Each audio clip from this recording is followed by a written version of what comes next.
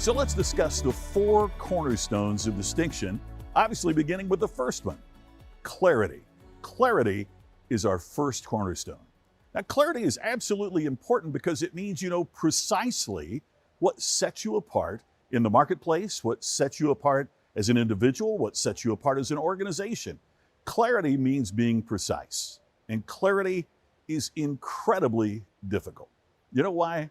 Because it means we have to define what separates us. And a lot of times folks want to me too. Oh, I'm this and I'm also this.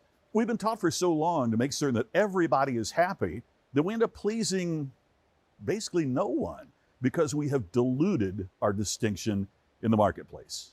Let me give you an example. Here at High Point University, as you can see, it says High Point University, God, Family, Country.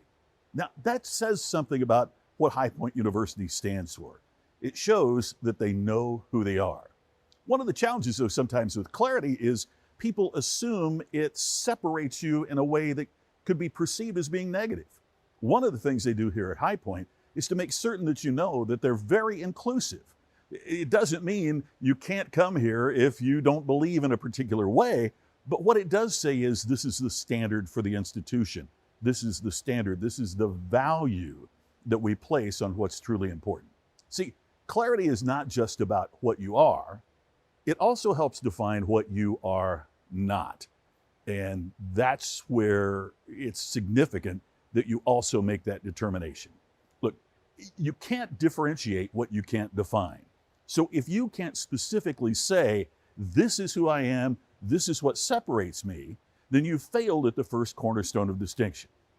By the way, part of the reason this is so important is because mind share precedes market share. In other words, people aren't choosing you if they're not thinking about you. And you can't create mind share with a muddled message. So part of what High Point has done by stating they're a God, Family, Country school, and what they talk about in terms of being extraordinary and this being a caring environment and the messages that they send out separates it from many other institutions in the country. You can do exactly the same. What do you stand for? What won't you stand for? It's important to delineate that to get very specific in clarity. Now, one of the ways you express clarity is through what we call a high concept or clarity phrase. What I'd like for you also to practice and work on is when someone says, what do you do? How do you explain it? How do you define it?